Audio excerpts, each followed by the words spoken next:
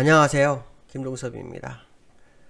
오늘 12월 14일 아침 시작하도록 하겠습니다. 오늘 새벽에 끝난 미국 시장은 하락 마감을 했죠. 근데 참 여러가지로 뭐 특별한 재료가 있었던 것은 아니고요. 제가 지난번에 말씀드린 것처럼 오미크론과 FOMC 이 두 가지가 시장의 화두가 될 거다라는 얘기를 몇 번 말씀드렸는데요. 오미크론도 시장에 영향을 미치지 않았고 이제 미치다가 다시 제자리를 갔고, FOMC도 인플레이션이 올라왔는데도 영향을 미치지 않는 그런 모습을 가지다가 다시 시장에 화두가 되는 그런 상황이 되고 있습니다. 일단 첫 번째 오미크론 얘기가 있는데요. 미국에서는 뭐 조 바이든 대통령이 봉쇄를 안 한다, 앤서니 파우치 이 사람도 뭐 치명적이지 않다, 뭐 이런 발언을 계속 해왔었는데, 영국에서 그 오미크론발 첫 사망자가 나왔고요. 영국 확진자 중에 40%가 오미크론이라고 합니다. 또 중국에서도 첫 감염자가 나왔다고 하네요. 이 이슈가 미국 시장을 한번 흔들어 줬고요. 그로 인해서 그 오미크론에 의해서 시장의 종목들이 오르고 내리고 한 종목이 있어요. 여행주, 항공주, 그 종목들이 또 하락을 했고요. 그에 영향을 받으면서 주가가 내린 하루였다, 이렇게 보시면 되는데요. 오히려 화이자하고 모더나는 3차 접종을 하게 되면 어느 정도 완화를 시킬 수 있다, 뭐 이런 얘기도 나오고 있습니다. 근데 어느 게 맞는지는 좀 봐야죠. 실제로 데이터는 이제 한 내일 정도, 내일 빠르면 내일 정도, 내일이나 오늘 정도 나오죠. 지난번에 2주 정도 걸린다고 했으니까 2주가 되는 시점이 이제 이번 주 수요일 전후예요. 그러니까 그때쯤 뭔가 나올 것을 좀 확인해 봐야 되겠죠. 중요한 것은 뭐냐면, 오미크론을 별게 아니라고 생각했다가 이제 사망자가 나오니까 약간 두려움이 형성될 수 있는 그런 상황이 됐다, 뭐 이런 해석이 된다고 말씀드릴 수 있고요. 두 번째로는 FOMC 회의인데요. FOMC 회의가 14일 15일 날 돼요. 근데 이제 이거에 대한 경계감이 시장에 나오고 있는데요. 자산 매입 축소가 하는 그 테이퍼링이 좀 규모가 커질 거다, 확대될 거다. 뭐냐면 지금 월 150억 불씩 줄이잖아요. 그래서 11월 달 줄었고 12월 달 줄이잖아요. 그러니까 300억 불 늘릴 거다, 이런 얘기를 하고 있어요. 그러고 난 다음에 그렇게 되면은 당연히 내년 6월로 끝나야 될 테이퍼링 속도가 좀 앞으로 당겨지겠죠. 그러니까 6월에 3월 정도 될 거다. 그러고 난 다음에 바로 금리 인상 할 거다, 뭐 이런 얘기가 있어요. 근데 이거는 너무 웃긴 거 뭐냐면, 벌써 뉴스에 나왔던 거예요. 근데 시장이 전혀 반영 안 하더니 FOMC가 이제 하루 앞으로 다가오죠. 14일 날 하니까, 그렇죠? 하루 앞으로 다가고 난 다음에 이제 이 뉴스가 나오는 거예요. 그럼 이게 시장에 반영이 돼요. 결국 인플레이션 우려를 인정을 하는 건데 왜 주가를 올렸을까, 금요일은, 이런 생각도 듭니다. 어쨌든 미국 시장은 오미크론 이슈가 더 확산될 거냐 말 거냐에 대한 부분, 그 다음에 FOMC에서 회의를 통해서 어떤 결과를 시장에 도출해서 성명서를 전할 것이냐, 결국 제롬 파월의 입에 시장에 달려있다, 뭐 이런 해석도 나오고 있는데요. 저는 이 6.8을 너무 쉽게 보는 미국 시장이 너무 이해가 안 됩니다.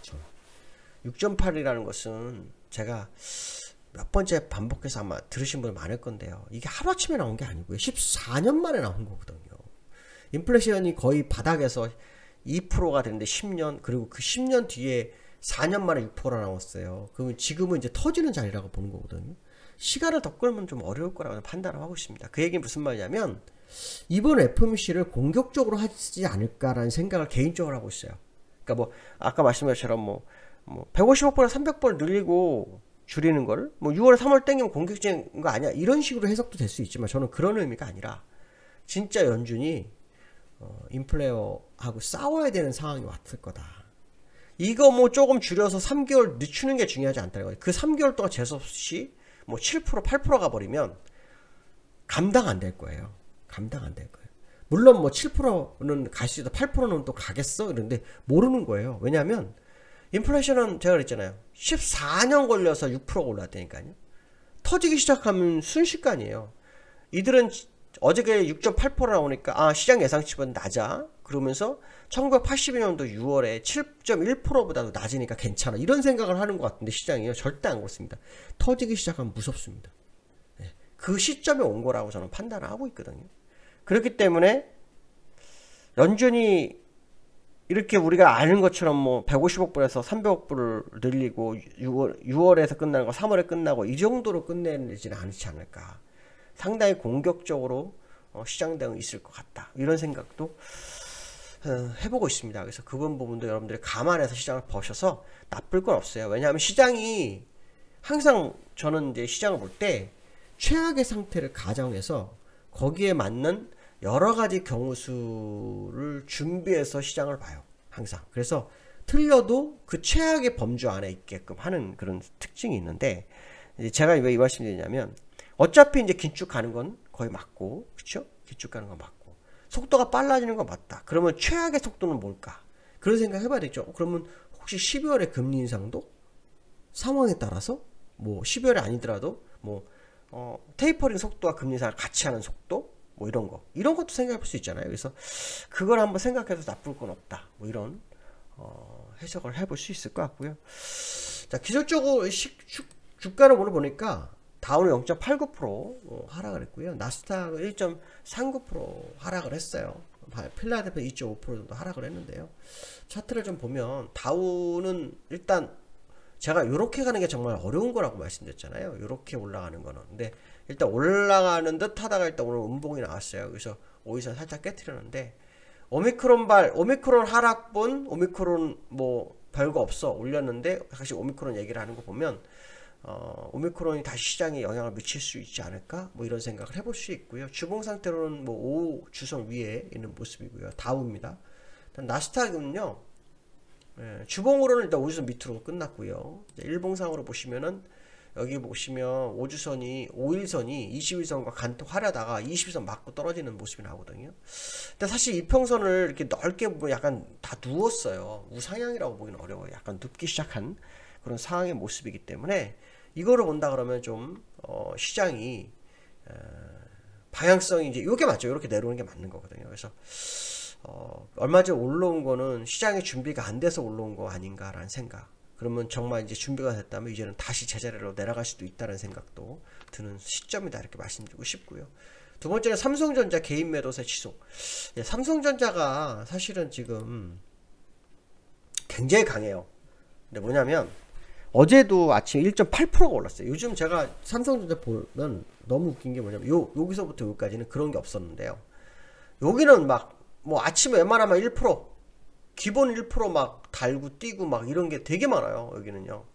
근데 지금 그 이유는 잘 모르겠습니다만 일단 삼성전자가 뭐 8만 전자, 10만 전자 얘기가 나오고 있어요. 뭐 메모리 반도체 뭐 업황이 개선될 거다. 뭐 이런. 사실은 그 모건 스탠리 쪽에서는 지난번에 그 메모리 반도체 다운사이클, 다운사이클에 대해서 얘기를 했었거든요. 그래서 그게 내년도에는 다운사이클일 거다. 그러고 있는데 삼성전자 오히려 지금 올라오고 있거든요. 근데 메모리 반도체 업황이 좀 개선될 거다. 그래서 다운사이클도 뭐 기간이 짧을 거다. 뭐 이런 얘기도 좀 하는 그런 상황인데요. 어쨌든 지금 여기서 중요한 것은 뭐냐면 수급이에요. 수급에서 지금 개인들이 계속 매도를 해왔다는 거예요. 그렇죠? 외국인 기관 좀 샀다 팔았다 했지만 개인은 팔았어요. 그래서 개인이 파니까 삼성전자가 오르는 거 아니야? 이런 생각도 할 수 있죠. 왜냐하면 그동안 삼성전자는 개인들이 거의 다 샀잖아요. 엄청나게 샀단 말이에요. 그러니까 작년, 재작년 합해서 개인들이 시장에서 120조에서 130조 정도의 주식을 샀는데 그중에 절반이 삼성전자라고 했어요. 절반 정도가. 그러니까 그들이 지금 뭐 나오는 거, 요즘 외국인이 한 2조 4천억 사니까 이제 그만큼 외국 개인이 팔았다 그랬으면 주가 오르는 거다. 그럼 뭐 60조 팔 동안 주가 계속 오를까요? 그건 아니죠. 제가 볼 때는 일단 삼성전자도 일시적 한계치를 다 온 것 같고요. 저는 개인적으로 이번에 상승은, 얼마 전 상승은 만기를 포인트로 본 것 같다는 생각을 많이 했어요. 그래서 마감 시황을 유료로 듣는 분들한테는 제가 믿지 않으셔도 좋고, 다만 가설을 세웠는데 만기를 기준으로 봤다면 만기 기준 이후부터 빠질 수도 있다, 이런 얘기를 했거든요, 주가가. 근데 그때 이후부터 주가가 약간 흔들리는 상황이 나오는데, 만약 그렇다 그러면 진짜라면 그 가설이 만약에 성립이 된다면 삼성전자 외국인의 매도가 이제 나와야 될 거다. 그 매도 시점이 언젠가라는 생각 해봐야 되겠죠. 그게 언제일까요? 이제 돼야 된다. 그렇다 그러면 앞으로 삼성전자의 외국인 매도세가 얼마나 나오는지를 우리는 계속해서 확인해야 될 거다, 이렇게 말씀드리고 싶고요. 자, 세 번째는 코스피가 어저께 3000포인트 딱 턱걸이하고 끝났어요. 삼성전자 어저께 막 1% 넘게 오르고 뭐 선물 1.6, 7% 오르니까 막 난리 났었잖아요 어저께. 그러다가 갑자기 쫙 빠졌어요. 그래서 저는 아침에 그 커뮤니티를 통해서 회원들한테 그런 얘기를 했어요. 미국 시장은 다를 수 있는 상황이 벌어질 것 같다라는 식으로 얘기를 해줬고, 근데 그게 정확하게 벌어졌는데요. 저는 지금 이 상황에서 일단 시세는 다시 회귀했다고 판단하고 있습니다. 회귀했다고 판단하고 있고, 다시 박스권이라고 그런다면 여기서부터 요 밑에잖아요. 그러니까 그 박스권이 있을 확률도 열릴 수 있지 않을까. 특히 오미크론 하락했다가 오미크론이 또 시장에 뭐 화두가 된 FOMC 뉴스가 나오는 거 보면 좀 주의를 기울여서 나쁠 건 없을 것 같습니다. 특히 어차피 긴축으로 가는 건 맞다는 거죠. 어차피 금리 인상을 해야 되고, 금리 인상은 시장 유동성이 줄어들고요. 그러니까 당연히 시장이 강세장보다 약세장이 맞을 거라는 생각을 해본다면 공격적인 장세를 생각하는 것은 좀 아니지 않을까, 뭐 이런 해석도 해봐야 될 것 같습니다. 자, 오늘 벌써 화요일입니다. 오늘도 즐거운 하루 되시고 기쁜 하루 되시기 바라겠습니다. 감사합니다.